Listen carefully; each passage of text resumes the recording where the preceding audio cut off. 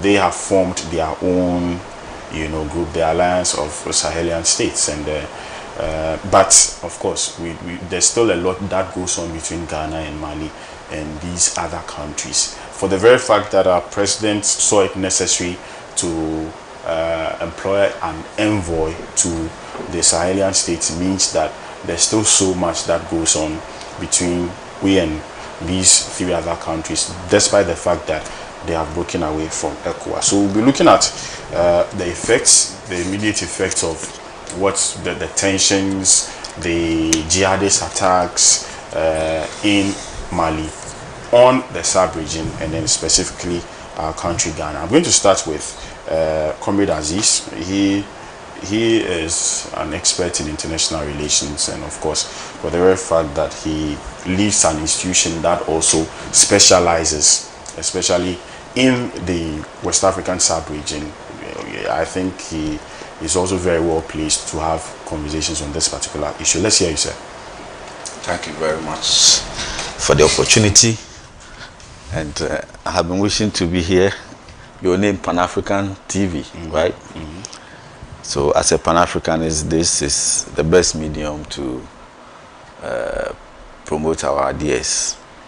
Firstly, thanks for choosing this topic, because this is so current and so relevant.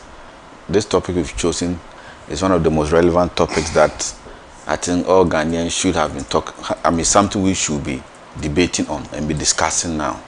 But unfortunately, the media houses are all silent because we do not understand the impacts, the short-term and the long-term impact of what is happening in Mali. We are aware of what happened, as we just said. The whole defense minister was killed. People almost, the jihadists almost took over the capital of Mali. They nearly took over Mali, and the question is, why should we sit down for our neighboring country, our neighboring country to be taken over by foreigners, people who do not share culture with us, people who do not see us as one of them, people who look down upon us? Why should we sit down with all the the forces we have, the military we have? We might not have the best military in the world, but we can contribute. We can look at Nigeria, a very great country like Nigeria. West Africa, we are about, the population is about almost 500 million people, 16 countries. Each country have a military. These people, we can crush them within a month. Why have we sat down for this to happen up to now? And this is where the concern is. It is so because this particular type of invasion has been a regular activity from ancient times. As a historian, I can tell you, it started in 1500 BC by the Hyksos, who are called today Jews. They invaded Egypt, and that is what made them who they are today. Followed by Assyrians, 600 BC, followed by Greeks, 300 BC, followed by Romans, 30 BC, followed by Arabs, 600 AD. It's a regular ritual that at all times they will invade our lands, either take over the land or enslave us. And that is how they have been, that's how they've been growing and expanding up to today. So today I want to take the opportunity. What I've also realized is that it's like we don't understand what is happening in Mali.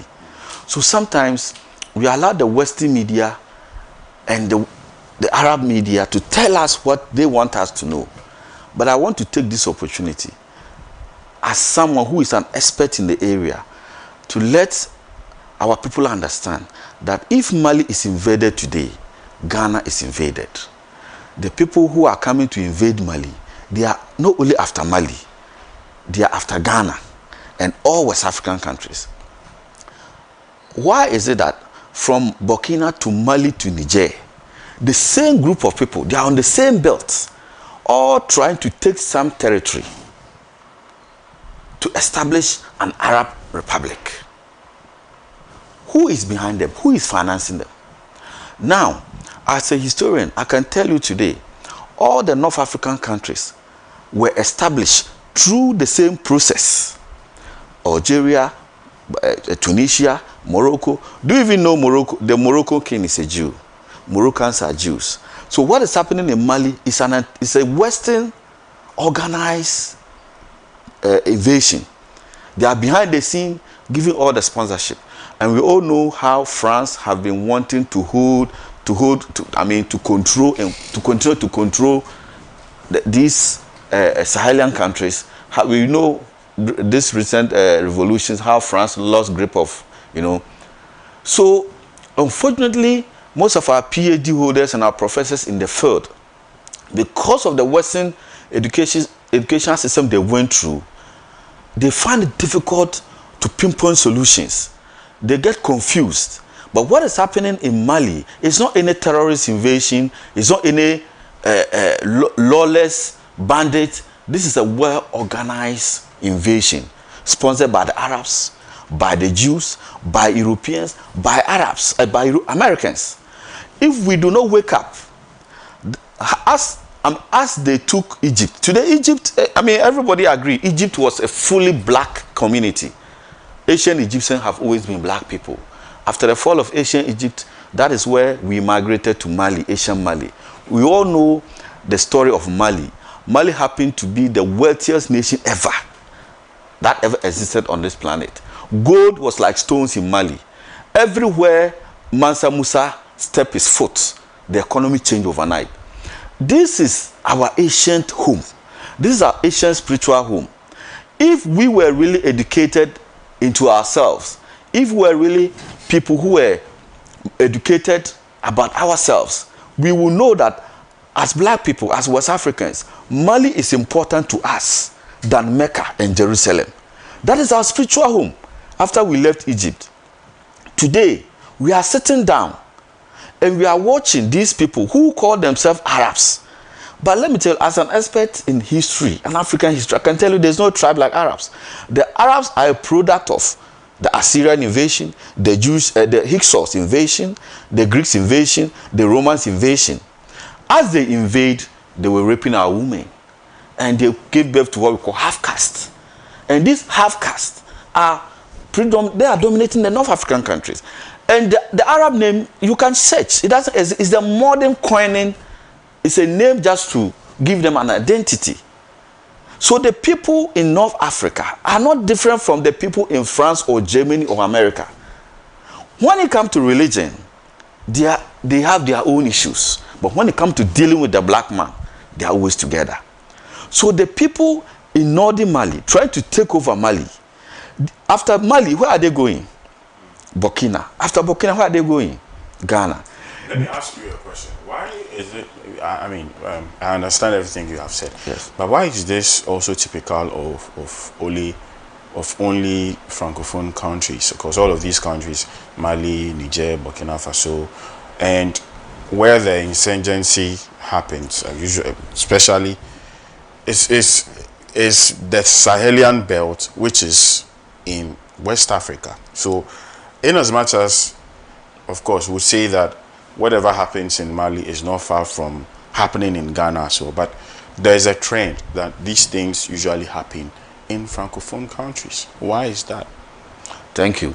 We all know after West African countries after Ghana gained independence, most West African and African countries also gained some form of independence.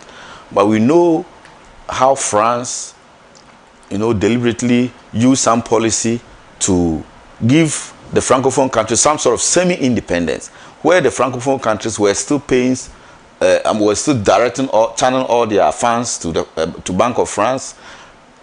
I would say virtually the Francophone countries didn't have independence, let me put it that way, like we have. The economy of the Francophone countries were still in the hands of France. And we realized when this guy in Cote d'Ivoire, is it the one who was overthrown?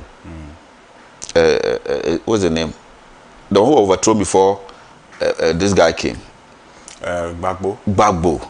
Gbagbo was taking an initiative to take over the economy, the Ivory Coast economy from the control of France. We all know what happened. But luckily, unfortunately, Assimi Goïta became the first person to break away from the to take over Mali and take over after he liberated Mali from the puppet, the French puppet government. The former president of Mali, who was a puppet of France, and then it inspired Traoré, and we all know Niger also follow suit. So Mali is like an inspiration for the liberation of the Francophone countries. So France is poised to kill that fire, and not only that, but you see, we are looking at the current hands that are controlling these things. But the main reason why it's happening is our lack of understanding, because they say necessity is a matter of invention. These jihadists coming have an intention of occupying our land. France also want to take over and also control this. This is all about resources. These desert lands have huge deposits of gold, oil. This is our future. They have seen the future and they want to take control of the future. So it's happening in the Francophone countries because we know France have played a major role in making sure the Francophone countries still remain dominated, still remain colonized, their economies under the control of France. We all know they were contributing so much money to the economy of France, and now France don't have that anymore. So they are trying all they can to bring them into their sphere. That could be the main reason why France is playing a major role. But you see, talking about the problems, for me, I think it's long overdue. We've been pinpointing this person is behind, that person is behind. We have too much capacity to deal with these things. But unfortunately, they say lack of knowledge, let my people perish. We do not understand the consequences of these grave actions. I'm telling you, if you don't take action, if we should sit down aloof and Mali should be invaded, I'm telling you, 5 decades from now, these jihadists will be in Accra. I'm telling you. They have, you see, it's something about these people. For over 2,000 years, they have been an onslaught on the black man. Invasions upon invasions. Slavery. Just recently, the United Nations declared that a transatlantic slave trade is the most heinous crime ever committed against humanity. So what it means is that for the past 2,000 years, since the inception of Christianity, the people that had suffered is the black man, is African. Why should we sit down for other people to continue to persecute us? Look at the hundreds of people that have been slaughtered. Mali, Burkina.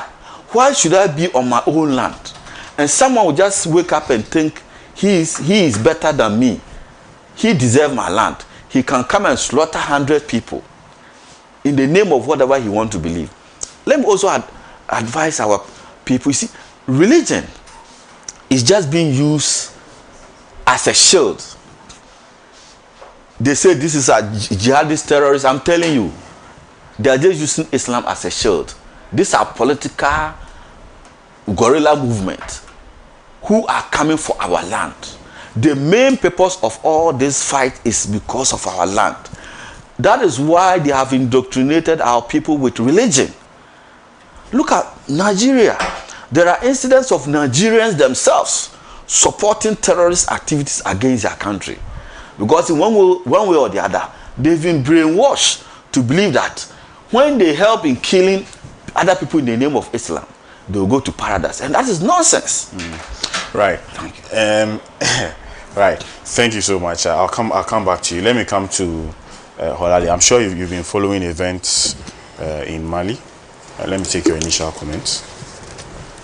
Well, good afternoon to our cherished viewers of Pan-African Television and to my senior brother here. He's given a very detailed,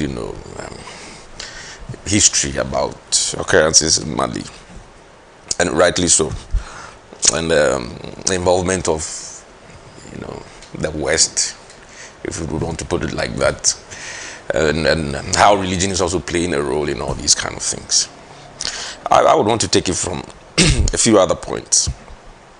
Of course, there's a rebellion, from the northern part. And to put more perspective to it, it's not by sheer coincidence that these kind of incursions by these, terrorist groups and all that are moving from the north towards the south.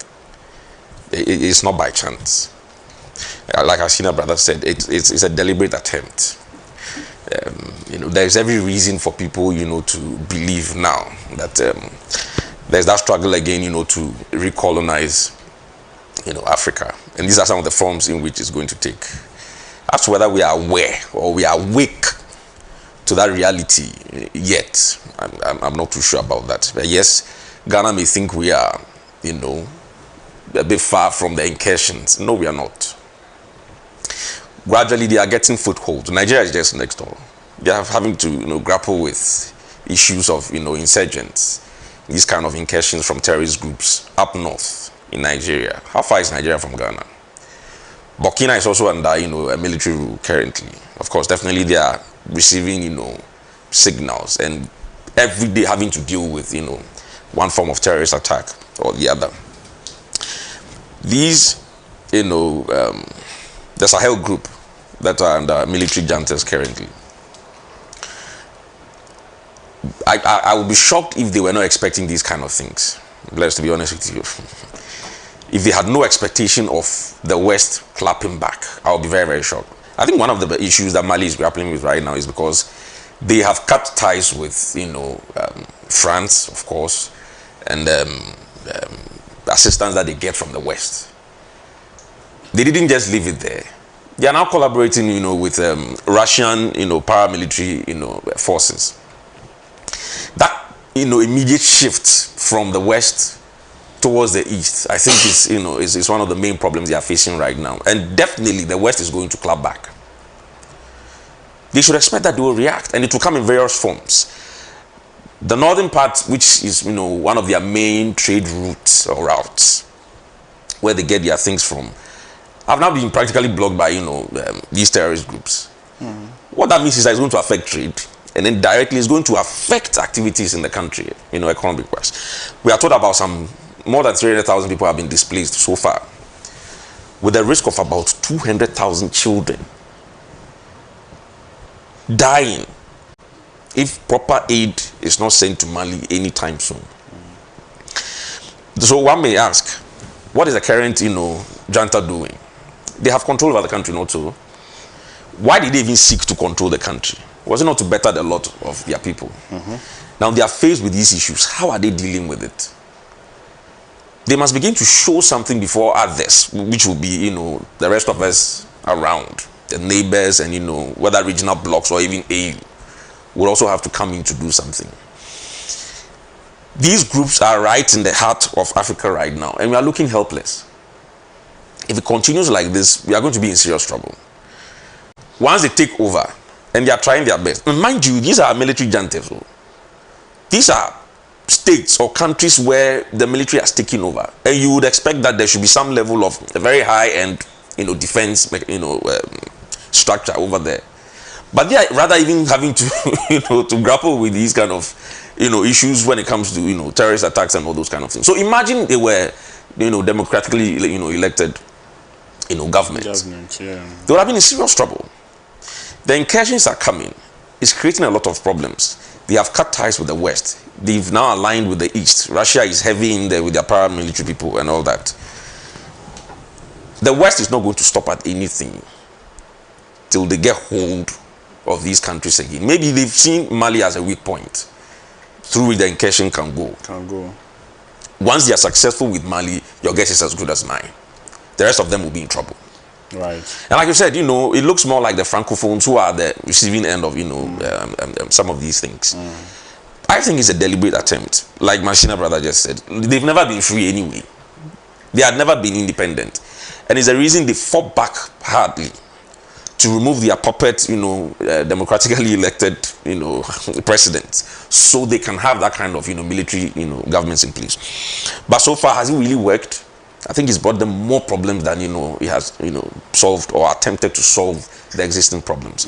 So I would say, one, yes, they are grappling with, even, I think there are some of the tribes there, in the north, that are even fighting among themselves. Right? So you are grappling with, internal issues. You are grappling with other terrorist incursions on you. Right. Because trade routes are, through those areas. It means that you are not being able to, have proper trade going up and down. Your economy is feeling the brunt of it. 300,000 of your citizens, especially 20,000 amongst them being children, are on the verge. Just any time soon, if they don't get aid, you have issues. One country, all these problems over there. And of course, they don't look too good also when it comes to, diplomacy. I think they had a challenge. I don't know if the military junta promised a certain transition anytime soon, that they were going to hand over the country back to, a more democratic dispensation. I'm not too sure about that. Probably that is delaying. And some citizens, I should say, may start agitating. That, of course, I mean, yes, we want to have, a democratic rule. Justifiably so. That's fine. But at what point?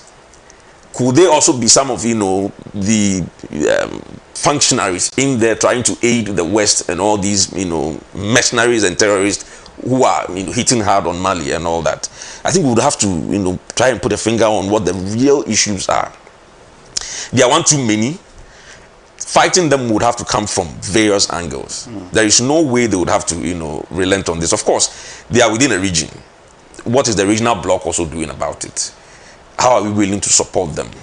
But they would have to be the ones to first properly diagnose their own challenges. I agree completely. The West doesn't look like they are about to leave Africa alone anytime soon. They are coming in various forms. Where they can use, military actions, they will use it, as we are seeing. Where they can use economic sanctions, they are doing it. Where they can apply other forms, they will come in, in suits and all that, promises heaven on earth and all that. They are equally doing it. They are coming in the form of aid and all that, just to get in there and destabilize us so they can have control over us again. Not too long ago, the likes of Zambia, they were on the verge of, losing their economies, because they had borrowed their ways into serious debts they could no longer pay. The inflation was galloping. Exactly. Yeah. Zimbabwe and the rest. So naturally, Africa is tending towards some very, very dangerous, waters if we are not careful. I think it may look not too gloomy in this part of, the region here in West Africa and all that. We might not be too scared about it, especially here in Ghana, for instance. We are not experiencing what Nigeria is expecting. Burkina, what they are experiencing, we are not experiencing it here. Because we may think it's too far away from us. But indeed, it's too close to us, for comfort. For comfort, right. And yes, of course, these are, external issues. We have, our defense set up and all that, maybe trying to pick intelligence and all that. Not too long ago, we were told how, our borders up north were being, reinforced because of certain, suspicions of intrusion, of possible, terrorist activities over there and all that. Of course, we may have a hand on that firmly, but what next should we do so that things do not escalate from Burkina, from northern Nigeria, from Mali, from Niger. Yeah. So things do not escalate from that place and come here to come and disturb us. What can we do as a state? Of course, I mean, we have a foreign ministry and all that. Luckily for us, we also have someone assigned to the Sahel. My very good senior, an old boy of Bishop Ewan College, Bevlolate. Yeah. He may want to give us, some, proper briefing, and I'm sure by now the president would have that. So we see how best we can help Mali. I think currently as it stands, Mali needs help. Anywhere there is terrorist activities or incursions of any sort, whether it is, shrouded in aid or, military action and all those kind of things, we must be willing to help those who are, like there's this local saying, if you see your brother's beer burning, these days you don't even fetch water and sit and wait. You fetch water and dip your beard in it. Yes. So we should be forthright with some of these things. And of course, the cross-border issues with, I think, Algeria. I think at the point they had an understanding, which I'm told has been, quite severe by now. So they are having issues with, Algeria. That's also not healthy at all. It opens up the space for these incursions further from, these people, Arab terrorists, who in the name of religion are trying to virtually terrorize everybody all over the place. So I think the earlier also, they resort to some form of diplomacy in dealing with the issue, the better it will be for all of us. If you have an understanding and a system one that, had guided your existence or coexistence as, countries for a very long while, I'm not too sure it is very decent, at this moment to, sever those ties. There may be reasons, of course. Now, most of the other countries are also being susceptible to the West. France is not going to allow, these states that have, forced themselves out of their grips to be. Their foreign policy will not allow that. So if they even have to use, military action, they will do it. With any form they want to do that, they will do it. And of course, I believe they have very close ties with Algeria. So quite naturally, you can see the whole flow of the whole thing. Algeria borders Mali. Now you are having issues with, Algeria. Mali is having issues with Algeria. Can we smell some French in there? I think it's possible for me. And they may be trying to use those as avenues, to destabilize Mali. Once Mali is down, the rest of them are in serious trouble. So I think the sub-region must quickly, these regional blocks, especially West Africa, must come up with something immediately. If they allow things to fester the way it is going, we are going to be in serious trouble. Right. Thank you so much, Holali Agbemava. Now let me come back to Comrade Aziz. You have spoken about we coming together as one monolithic unit to fight these jihadists. You've mentioned that when you come to West Africa, we all do have a military, and I remember that during the Nkrumah days, upon the inception of ECOWAS, we actually coordinated the Africa Military High Command. That is no longer in existence. When the coup in Niger happened, I think the Nigerian government, the Nigerian President Tinubu, had contemplated invading Niger to remove the military junta. But I mean, that's a whole conversation altogether. But let's look at the role of alignment in fighting these insurgents, in fighting these jihadists. We know that France played a dominant role in the fight against these jihadists. I mean, people say it was a facade. People say they weren't fighting them in the first place. And so these Sahelian countries decided to align with Russia to the very extent that our former president went to the US to even report Burkina Faso, to America. But would you say that that alliance with Russia has not reaped any dividends? We've not seen any profit out of that Russian alliance. These countries decided to move away from France. They decided to break away from France entirely. Decided to have their military pack out of their countries. They decided that, look, we're going to align with Russia. Russia would best serve our interest. But would you say that after a couple of years, that alliance has been productive? That alliance actually is what saved them. And today, we are still talking about them. If not that alliance, I'm sure by now Mali will be another Arab republic. Actually, these juntas, people want to call them juntas, they are military leaders. They came on the scene because they realized it was obvious France wanted to hand over their countries to Arabs. You see, these French and these Europeans are very racist. We all know what they've done against us. We will spend the whole day talking about it. When it comes to racial profiling, they are very good at it.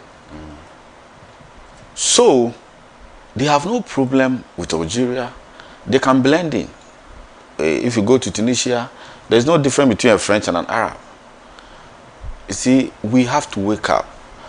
So I even want to I want to use this opportunity to thank President Mahama, because if not the election of President Mahama, I'm sure by now Mali, Burkina would have been a bloodbath, because our former president was advocating an invasion, and Tinubu, these two old men who are supposed to have conscience and even advise with the young ones, went against history. So I would like to say thank you to President Mahama, because when he came, the first thing he did was to bring some peace and sanity within the West African sub-region. And I would like to say he has done well, but half job, you say, this is the time he's needed most. President Mahama is on the same page with me. He knows the relevance and the importance of Mali to our history. He has to wake up to the occasion. We have to stop this nonsense. You see, they make things look like we are cowards. For black people, we are cowards. We only sit, people come and slaughter us, enslave us. We wait after 500 years, then we go to the United Nations and we get a declaration. When are we going to say enough is enough? We are a population of about 500 million people. I'm challenging President Mahama. Let's take it that all the rest of the leaders are all mentally remote controlled. But at least you are there. When they say all the people were dead, and they said not even one was alive to alert them of what is to come. At least President Mahama is a leader that we can say he's awake. He should rally the few leaders. Can't we just mobilize even 100,000 army? Are we that useless? We are not going to invade anybody's country. We want to protect our own territory. We have lost the whole of North Africa. It's gone. Mauritania, just here. Mauritania is Asian Ghana. If you say Asian Ghana. Today, if our children say, okay, daddy, you said Ghana, the name is taken from our Asian homeland. We want to go there and see. They'll go there and it's occupied by Arabs. So if we don't wake up, one day modern Ghana will be occupied by Arabs. So I'm urging President Mahama, let's rally. He should rally his colleagues. They should get some men there and stop this nonsense. We are a people, we are the most formidable people on this planet Earth.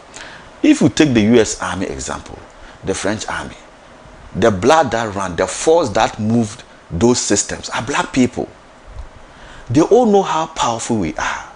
So they plan day and night how they can take control of that power.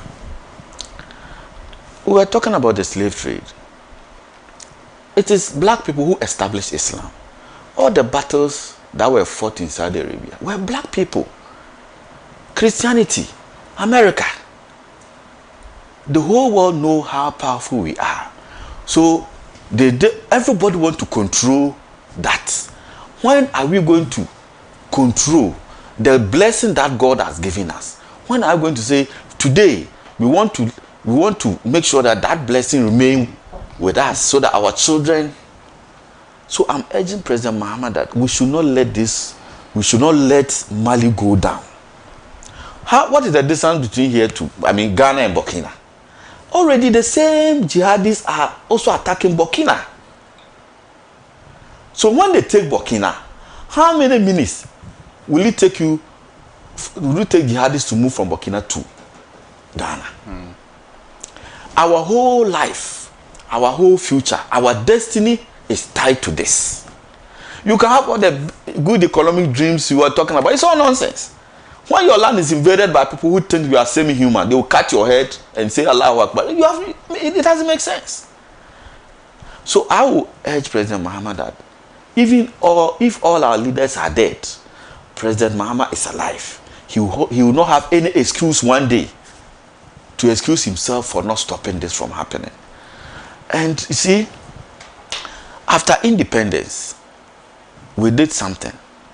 Kwame Nkrumah was pushing for an African identity. I remember Kwame Nkrumah set up a committee to look at languages, where we could take one language in Ghana. Because, my brother, if you lose your culture, there's no difference between you and a goat. I'm telling you. And that is what exactly we have done. The Arabs are strong and united today because of one thing: culture. They don't play with the Arab language. The people in North Africa are not one. I'm telling you that some of them are Greeks, Romans, Assyrians. They have no connection. But what is uniting them is language. What have we done to ourselves? Ghana here, we say we are independent. We have no language. You see, a nation cannot be a nation without certain pillars. And one basic pillar a nation needs to have is language. Language is the vehicle that drives culture. That is the only vehicle that can bring sense of togetherness and unity and belonging. And the human being is like a flying power. He only flies where he identifies with. So you see, today they have miseducated and misled and led us astray.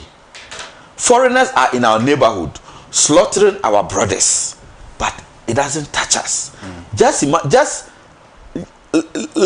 let them announce tonight that someone is in Israel or Mecca slaughtering people. People in Ghana will cry. What is happening? But here in our own neighboring countries, our own brothers are being slaughtered and we are drinking champagne. It's normal. This is how far they have gone. This is a long-term process. If you are not careful, they will wipe all of us out and take over our land. And they are doing it with no shame. Recently, is it Sudan, where there were these rebels, they were killing blacks, hanging them. It was all over the place, committing genocide against Sudanese and just to take over. I mean, it's not in Sudan, yes. So what is the use of our leaders? A leader is supposed to protect your people. So are we going to sit down so that they will slaughter all of us again? Take over Mali, take over Burkina, take over maybe half of Ghana.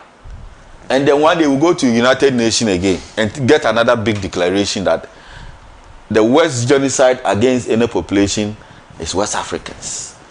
Once upon a time, this place was occupied by black people, but they've been wiped out. And a declaration, nice one will come. Are we animals?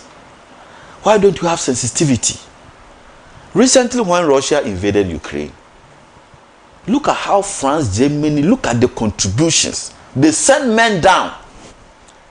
Meanwhile, they are one people, one religion. They are same people. What about? I think even Ghana sent. Yeah. Yes. Yeah. What about us? People who see us as animals. People who have enslaved us for 1,000 years. The Arabs have killed and murdered over 50 million Africans across the desert. We established everything they have today. Not even a single apology. And today they are in our borders, slaughtering us. And yes, we are dead. So sometimes, some of these things, when you think about it, you want to get a headache. So I want to throw it to President Mahama. I don't know who else, because as we know, this guy in Cote d'Ivoire, he's a puppet of the French. If you want to talk, probably they will finish him. I tell you, the wife is a white lady. In fact, we are in big shit. So I want to use this opportunity to appeal to President Mahama that he should not let Mali fall. That is our spiritual home. After we lost Asian Egypt, the greatest nation we ever established is ancient Mali. He should do everything he can so we can save Mali. If we lose Mali, we will lose Burkina, we will lose Ghana. And I was talking about culture. You see, if we don't wake up and then bring full independence into fruition, the independent Kwame Osagyefo that Kwame Nkrumah fought for us and some of the great leaders will be meaningless. My brother, Ghana today, tribalism is prevalent. Why? Because we are refusing to culturalize. Why don't we take one language in Ghana and say this is our identity? Go to Europe.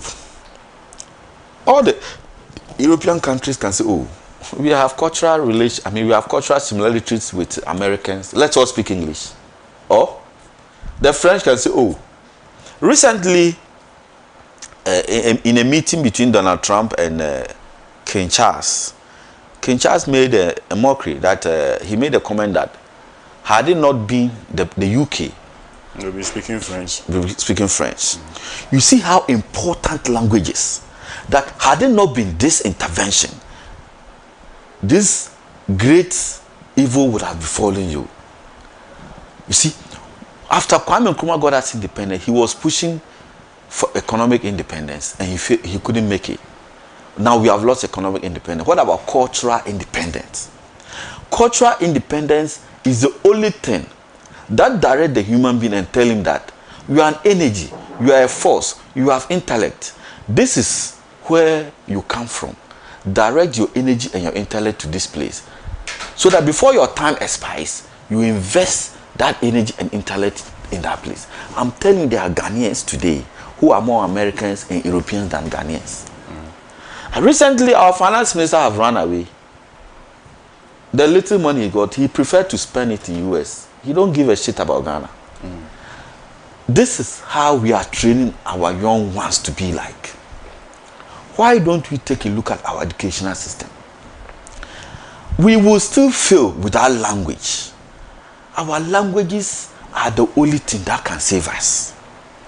But yet, because of how we've been educated, we don't see it.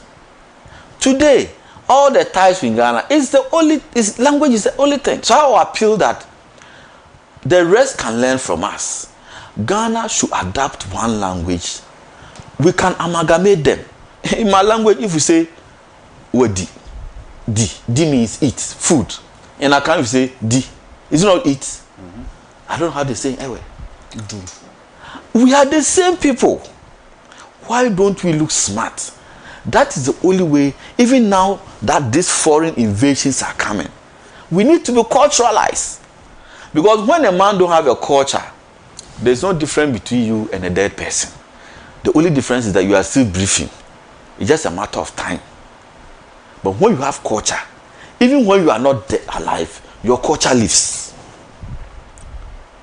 So why are we teaching now our educational system? The previous government spent billions of Ghana cedis. They say free secondary school. I told them you wasted money. These people you gave free secondary school have already gone through the junior high school system. They could read and write. So if you wanted to do something about education, it would have been about empowering them, giving them technical skills. They come out, they are masons, they are carpenters, they are laborers. You really didn't need to go through the same secondary school, teaching them the same English grammar again, and spend so much. Unfortunately, we have been so stupefied, excuse me to use the word, to believe that when you speak English, you are educated. The Chinese who are here, building all the infrastructures, have they been to English grammar schools? No, they haven't. Right. Right. So I'm saying, while I'm talking about these things, I'm also looking at solutions. I really don't want to talk about problems all the time. You have to look at solutions. There's the short-term solution we can start with. You see, although it look hopeless, but let's start from somewhere. In Ghana, during the 70s, 80s, we all know the songs we used to sing. These songs brought some identity. Why don't we start so that the other African countries can learn from us? Recently, when Niger took over, the current military leader took over. Now, Niger, the official language of Niger is Hausa. It's not France. You see, these Sahel countries are showing the way. So our colonial enemies, people say masters, they have never been our masters. Europeans learned from us. I can tell you from history, Jews have become the top of the pinnacle of the European civilization because they were the first Caucasian race to learn how to read and write in ancient Egypt by black people. Even the Bible tells you Moses came to learn his prophecy in Egypt. What makes Jews unique is because they were the first people to come to the black man and learn how to read and write. We taught Europeans how to read and write. We taught them hygiene, science, technology. They have never given anything to the African. There's not a single thing, maybe homosexuality, probably.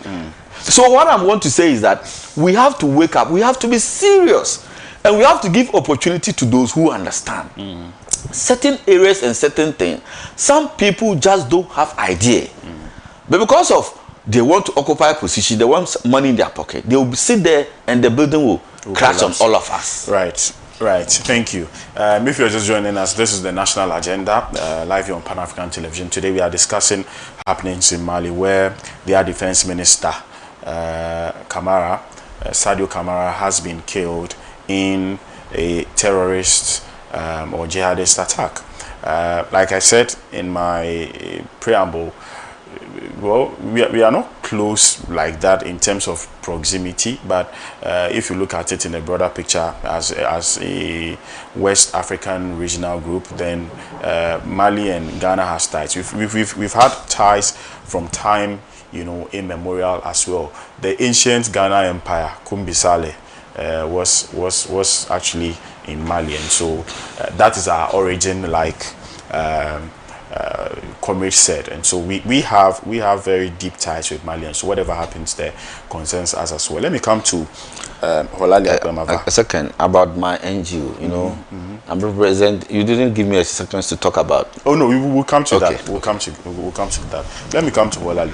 Holali, so comrade makes a point that look, we should try and then go to their aid, but then again, I'm also looking at it from the perspective that these insurgents are very radical. The kind of things that they can do to you. We are seeing what is happening in, you know, Nigeria that even has a stronger military.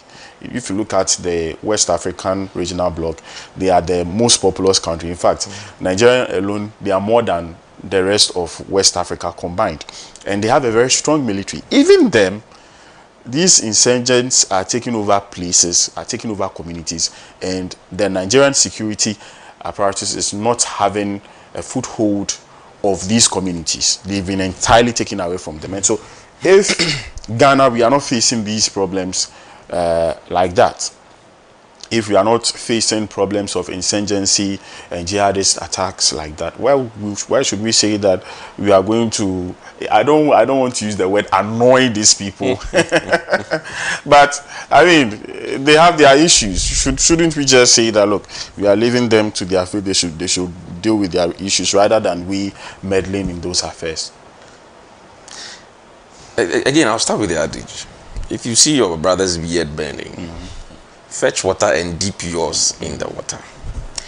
Reason we need to go, indeed, I wouldn't want to isolate, you know, states for the kind of help that we need to give our brothers in the Sahel who are facing the full brunt of insurgents, mostly from these terrorists, you know, groups.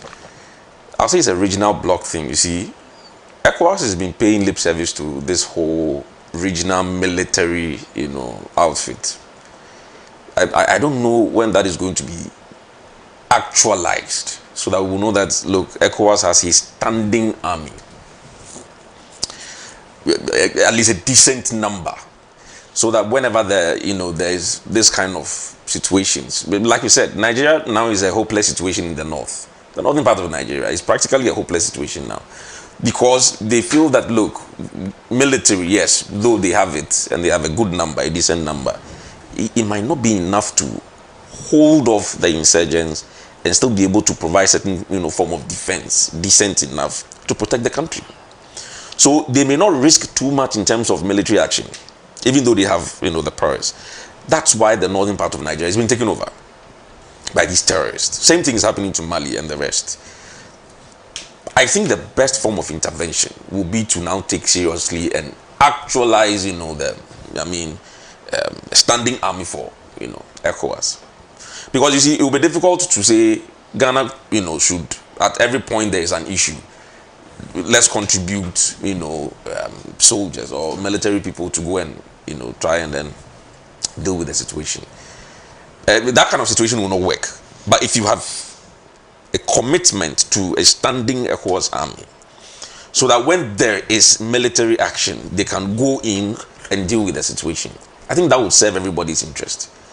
As to whether our leaders here in in ECOWAS will be willing to to make that happen, I think is also another issue for discussion. But I think with the way things are going right now, of course you can't deal with these insurgents with diplomacy. It doesn't work. It has proven not to work at all. The people are on your neck, and you see, this one dangerous thing. These terrorists have very strong backing. Where their support is coming from, bless, is no joke, and we know. There is, in fact, resources have been made available to help them to misbehave and continue doing what they are doing. It's a well-planned, well-structured thing. The terrorists are not joking. So we, in these member states in ECOWAS and the other regional blocs, must also be very intentional about the whole thing. Things we have said, paying lip service and all that. I've been hearing this standing, army for a very, very long time. Why are we not doing it? Who is waiting to be, hurt before we come to the realization that, look, this thing we have to go in and then do it. So I think the level of commitment with regards to our leaders here in, the ECOWAS bloc, it's not the best, especially knowing very well the kind of situation we are faced with currently. It is not a nice situation. The incursions are coming, and it doesn't look like it's going to go away anytime soon. When it started a very long time ago, it came, like I said, a lot of things have been veiled, through religion and presented in a certain way. Now we are seeing the full brunt, and there's real reason why those things were brought this way. So we must be awake to the realities. Our leaders must quickly wake up. Paying lip service, yes, we've done a lot about it. And look, we are fortunate to have a leader like John Mahama in recent times.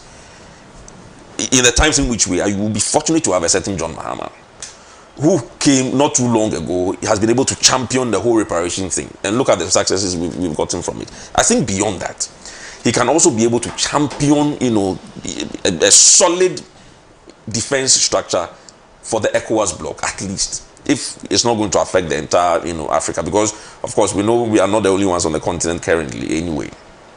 Others have also come to occupy who were not necessarily here. And indeed, some of them are the outlets through which most of these things are being perpetuated on our fellow, brothers in Mali, Niger, and the rest. So let's be deliberate about it. Let's get serious. What do we need? If it's a military approach, how is that going to happen? Are all member states going to be required to contribute forces? Is that the way to go? So we can have a standing army. When faced with such situations, how do we intend to approach it? Is it force for force? Is there any opening anywhere where we can use a certain form of diplomacy? Because until, like my senior brother here said, until Mahama came, Nana Addo had virtually sold the Ghana out by that kind of intervention, at the UN. Completely unnecessary, if you ask me. I just opened this up unnecessarily. Mahama came in and did, the wise thing, bringing our brothers together. Of course, at his swearing in, we all saw what happened. When the Burkinabe military leader, came around, it was an extension of a certain kind of respect and cordiality, which they also accepted. I think most of the leaders of these military states right now in the Sahel are on very good terms with our leader here in Ghana, Mahama, at least. I think he can leverage on that to try to get the rest to buy into the idea of a standing army. Because insurgents, terrorist attacks are not, they are not football matches. They are not inviting us to play football games with them.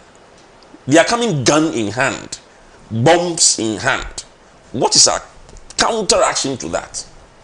Are we going to sit and watch them push till we can no longer, hold it? Then it means they are coming straight, to, places like Ghana. That's why we have tried, to encourage those who are not being affected yet should not feel too comfortable, to be honest with you. These terrorists are everywhere, in different shapes and forms. Of course, they would look at what happened in Mali. Who knows that their defense minister will be a victim of, that kind of suicide bomb? Yeah. They are everywhere. What do you call this strong citizen of Ghana who died in, I think, one of those malls in Kenya, Auno. The poet, the writer. A fine academic. Yeah.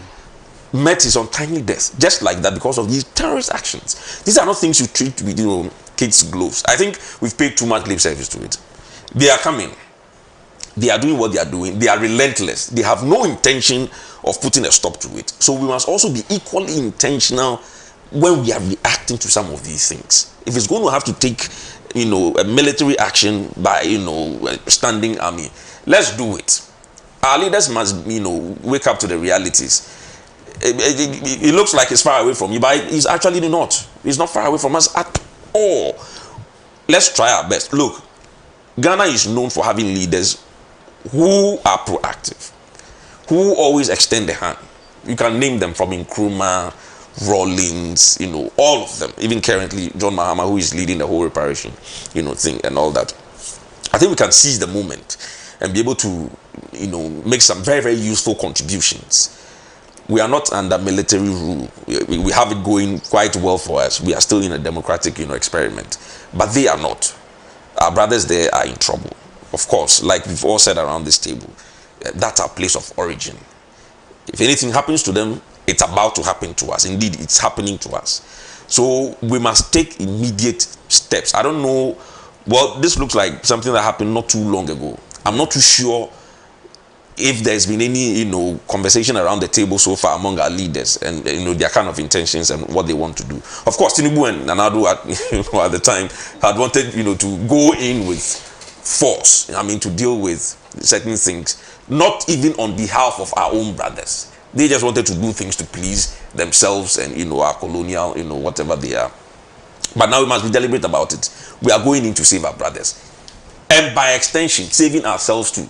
Because the earlier we clear these people out or push them back to where they are coming from, the better it will be for all of us.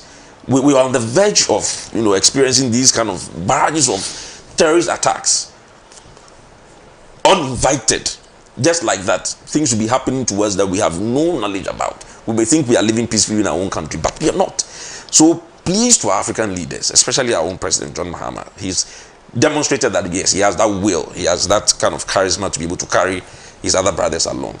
We would want him to do that now very forcefully, be more engaging when it comes to the thing. Let them know that, look, this thing is coming. Indeed, it is here. We must be able to react and react properly. Right, thank you. Thank you very much, Holali Agbemava. We are talking about solutions to these issues currently. I was quite skeptical about we assembling military to to go to these places and fight these jihadists. But thanks for the understanding too about Russia and then their contribution. Like you said, had it not been Russia, they would have been worse off than where they are currently. But would you say also that in as much as France is not in the picture, they are behind the scenes? There are those allegations that they may be behind these people. France have killed our leaders in so numerous numbers. France have committed genocide against us several times and gone scot-free. We've never punished France for all the crimes they've done against us, so it's normal. But about Russia, I think you asked a question earlier. Russia cannot continue to protect us forever. Russia cannot continue to protect us forever. A time will come, they will also give up. It's up to us to take the mantle. I remember when the Sierra Leone civil war was taking place, we had ECOMOG, right? Step in and stop the war. Had it not been ECOMOG, it would have been bloody. I'm telling you, my brother, there's nothing the European, the American, the Arabs fear than a united black front. The earth belongs to us. We don't need anybody's permission but so they know. So they're always ahead of us in dividing us. I'm telling you, West Africa alone can stand the whole world. We don't need the whole Africa. You do your research, you do your background check. They fear us. Anytime they see a sense of unity, they have sleepless night. Because we run their system. So if I'm running your house and now I'm building my own house, who will be the master now? We will be two masters. So the idea that we can't and we don't have that, we have the men. We can do it. ECOMOC stop the Syrian civil war. ECOWAS can establish a similar military unit that can. You see, let me come back to my NGO, West African Federation Initiative. We are a group of young Pan-African West Africans who sat down and realized that the continental unity of Sergeant Dr. Kwame Nkrumah preached and all of us stood for, we realized it's becoming impossible because we have a lot of foreign hands, foreign interests who are making it impossible. And also racially, we are not blind to reality. So we know that it will be highly impossible for us to ever unite into one state with the Arabs. So we realize that in West Africa, why don't you look at West Africa? Because in West Africa, we have similar culture. Our destiny is tied together. We eat the same food. We speak the same language. We are all the same. So we believe that a West African Federation model like the United States of America is the way to go. So we believe we can achieve this through education. Through our second cycle schools. As we are doing here, talking to our leaders. And we believe that establishes institutions like West African Defense Forces. It's in our constitution. We promoting an establishment of an institution we will call West African Defense Forces, where young West Africans will be recruited to patrol our borders. And also, we believe that not a single inch of our territory within West Africa should be lost to any Arab, to any Jew, to any Roman, to any European. We have lost enough. We should protect what we have. From Mauritania to Niger, we have to protect that corridor. And we can do this by establishing West African Defense Forces. And we also believe that we should establish West Africa Central Bank. We realize that on this earth, the only people who don't have a bank, an international bank that sponsors our businesses are black people. Everybody have banks that everybody regard and respect. Until we get a strong currency that the whole world will accept, how can you compete when your currency is considered as a paper, toilet paper? Somebody go to his room, print papers and bring you, he will force you to collect. But when you print yours, he'll tell you, I will not accept it. I will only accept your gold and your oil. Then that means we are not even part of the global economy. So we all know ECOWAS have been trying this ECO thing and it's not coming on. All because of France. But this time we need to start from the grassroots. And we need to be radical. We believe if we are able to establish a West African Central Bank, that's the way to go. And we also believe promotion of our culture, a West African common language, a language that is very popular in West Africa can be adapted. Where West African we can all speak. That can bring some identity as West Africans.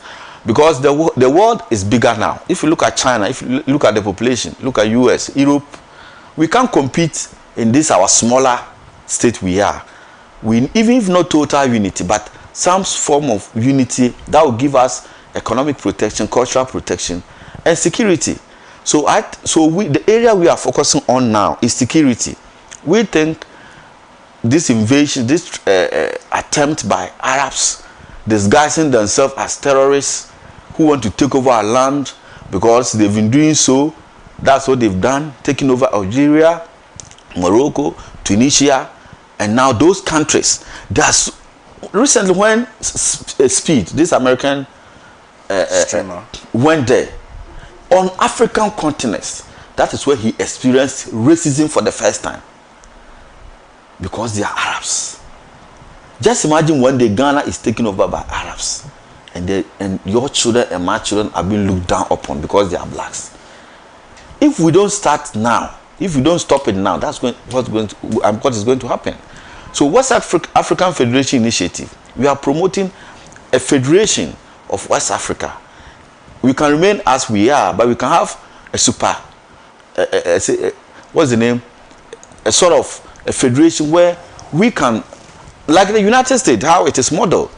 I think that's the angle. And we should, you see, I don't know, because of the educational system, Africans easily give up.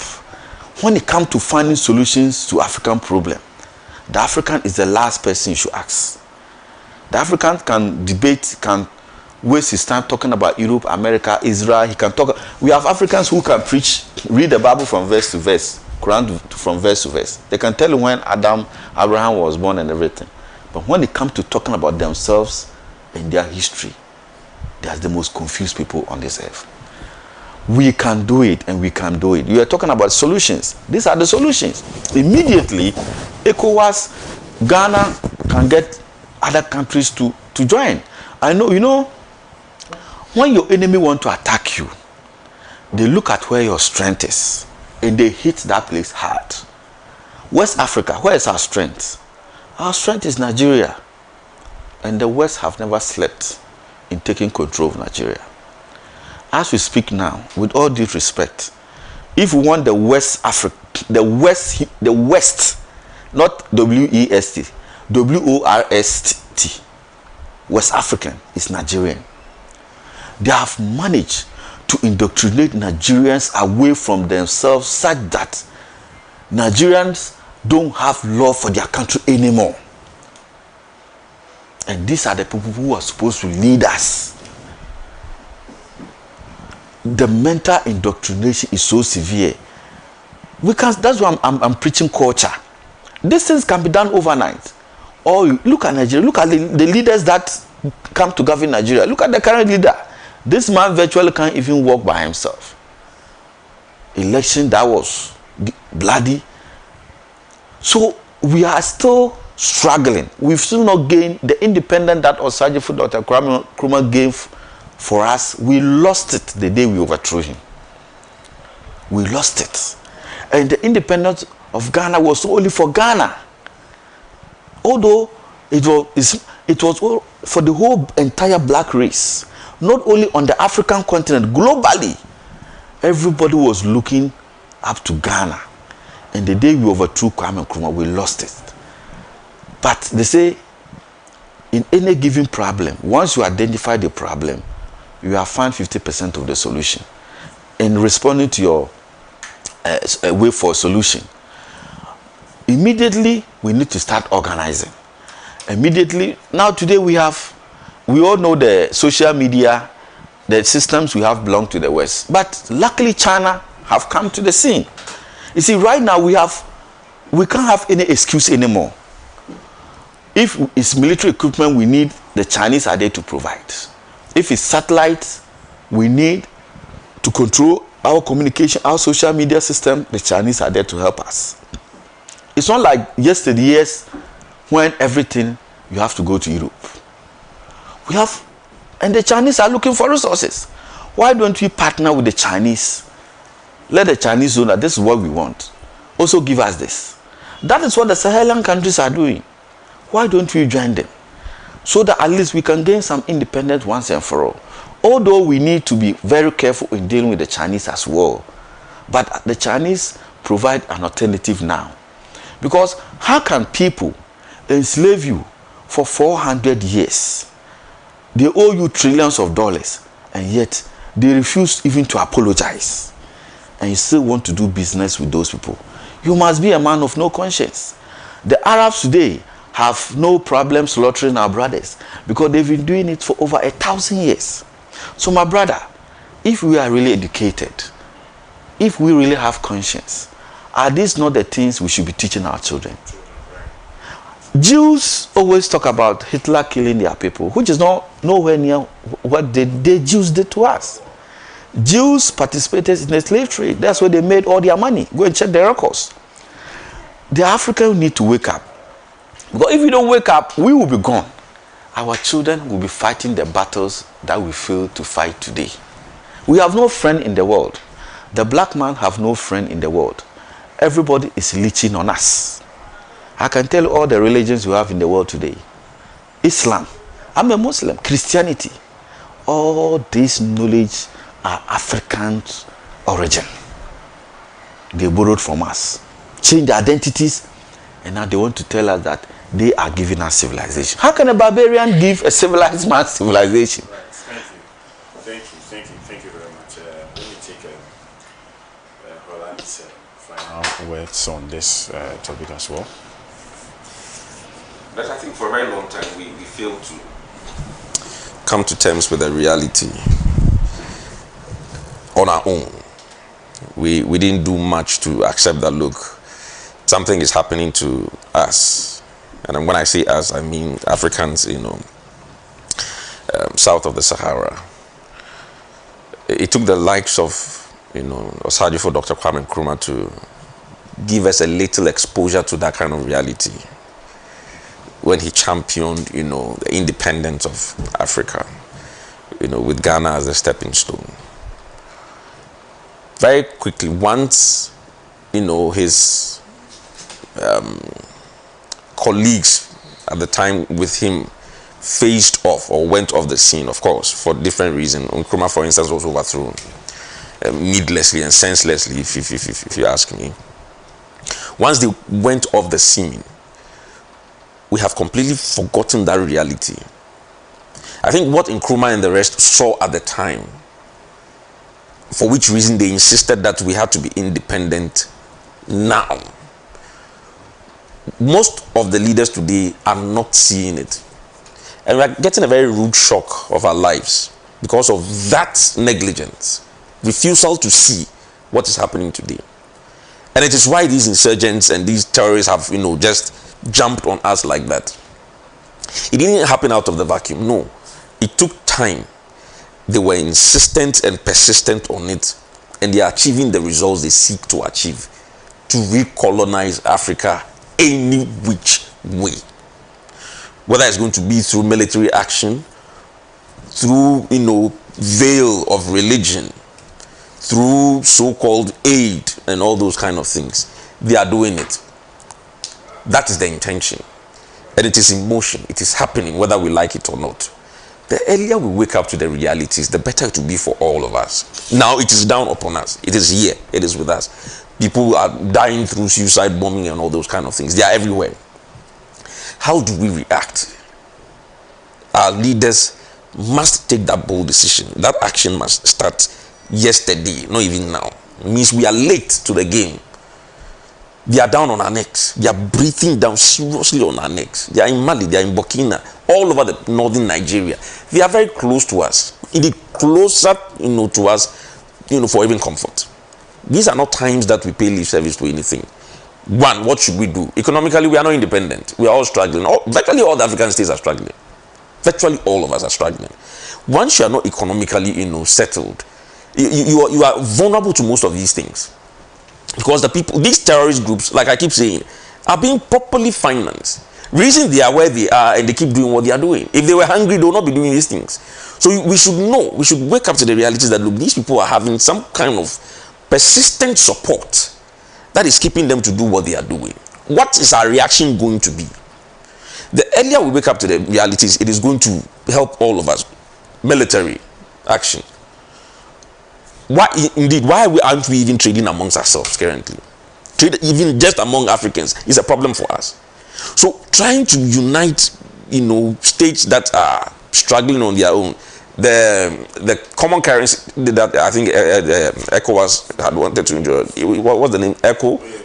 What happened to it? Paid lip service. Today it's gone. And, a standing army for ECOWAS. Paid lip service. Today it's gone. They've noticed that we are vulnerable, because without these things, of course, you'll be vulnerable. You don't have a proper defense structure, you will be vulnerable. Your economy is not stable. Today you are here, tomorrow you are there. You are in debt and all that kind of things. You will be vulnerable. And indeed, we are vulnerable. On the political stage, we are vulnerable because we are very susceptible to coup d'etats and all that. So it means even within, the individual states, there are so much vulnerabilities. And look, they don't even need us to be vulnerable for them to exploit us or to come at us. Indeed, most of them are behind the creation of these vulnerabilities. They are behind it. They keep you poor, so you'll be vulnerable enough for them to what? Come back and colonize you. It's as simple as that. The playbook has been there. It's staring us in our face for a very long time. Our leaders have refused to see it and to take the appropriate actions. I think the time is now. Whatever we have to do, we are late in the day already. Decisions must be now. Strategies must be now. Executions must be now. If we are going to go to the aid of our brothers, we must be deliberate about it. Because the terrorists, and the incursions that are happening, down the Sahel and all those kind of things, it is not child's play. They are not joking with us. They are not here to play with us. Of course, we may have, the likes of Russia trying to, help and all that. Severing ties with the West is not something that comes on a silver platter. It's no joke. They will come back and they will clap back at you. They are not just going to leave you alone like that, because they know what they are benefiting from here, and they will spend any and everything to try to get a hold on Africa again, because most of their resources come from here anyway. Where are they going to get gold if they leave us alone? Where will they get oil if they leave us alone? Those who have uranium and all those kind of natural resources that they need, if they leave us alone, where will they get it from? So it is time that we stood on our own feet. Look, in Nkrumah, the Gaddafis, these were models, people who stood up to the West. And I particularly love the Gaddafi model. Libya thrived and were better when embargoes were laid on them, with Gaddafi as a leader. How did he do it? We do not need to reinvent the wheel. It's about time we nationalize our resources. That's why when I heard, the engineers and planners, taking over, the mines and all that, I think we should give them more if they have the capacity to, to do more. We need to nationalize our resources, take full charge of them, provide for our people, make sure that we are economically sound. That way, nobody comes in here to exploit us with, patents, come and give us something in the name of aid or whatever, and then insist on being the ones, to do whatever for us, give us this health, whatever it is, chicken change that we can even easily get here through our, our natural resources if we nationalize them and add value to them. We will not be running around looking for chicken change for people to come and be establishing bases here and be doing things, that are untoward to our own brothers right here on our land and all that. So I think it's about time we took charge of our own destiny. Nkrumah showed the way. Gaddafi, when he was alive, may the Lord rest his soul, they all showed the way. The script is there. Let's go back and study them. Let's study what Nkrumah did, study what Gaddafi did. These are leaders that stood up, to this kind of, Western influence and the attempt to recolonize us and all those kind of things again. There is a way about it. Let our current leaders wake up to the reality and help us stand up to these people. Right. Thank you very much. My time is up. Thank you so much, Holali Agbemava. Thank you, Comrade Adams Aziz, for your time this afternoon. It's been another interesting edition of the National Agenda live here on Pan-African Television. Many thanks to you at home too for doing the watching. Really pleased that you joined us, and we do not take your support for granted. Tomorrow I'll come your way with the Thursday edition. Ishaq Ibrahim of the University of Professional Studies will be here with us, and also I think a member of the NDC's National Communications team, Hamza Suhini, would also be here with us as we discuss other, issues that border on Ghana. Until then, I'll see you. Have a pleasant day. This has been the National Agenda. My name is Bless Kokwalo Maso. Bye-bye.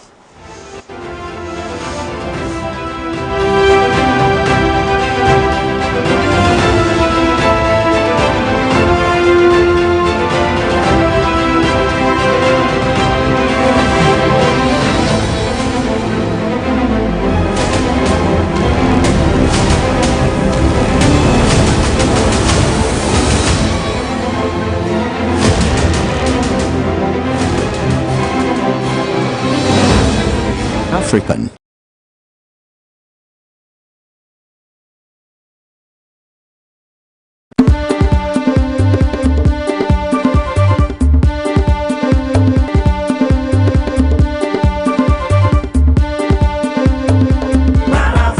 Truly African.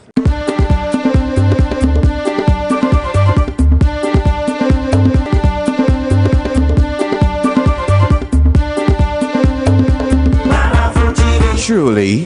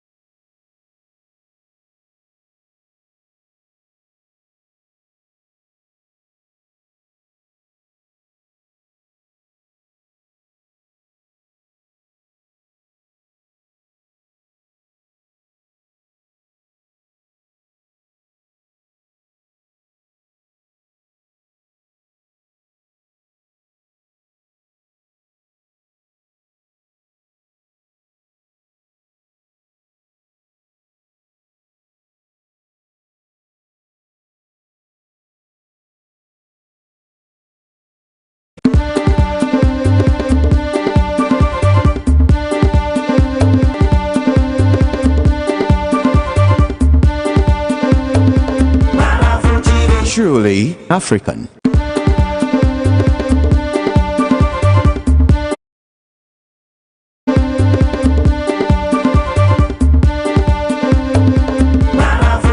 Truly African.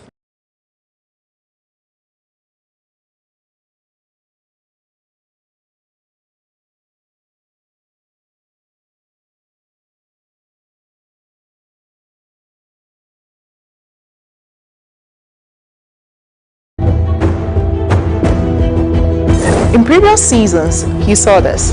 You are not allowed to hawk or preach in commercial vehicles. The perception in Ghana is abortion is illegal, and we don't follow up with the exceptions. The existence of the customary marriage is no prerequisite For the ordinance ordinance marriage. Yes. And now, are you ready for this? Some people express the fact that they don't go on leave with pride. Accumulated leave, like they term it, is illegal. Because in Ghana we don't have enough lawyers, and the accused can apply for bail where he has no lawyer. Knowing full well that you have an STI and you do not reveal that to the person and you have the sexual contact with the person, it is also part of domestic violence. Join the Law Express panel for relevant, informative, and educative topics. It is clear that if the court grants bail, it is the registrar of the court that has the power to deal with execution of the bail. All matrimonial properties that are sold without the consent of the other party are actually null and void.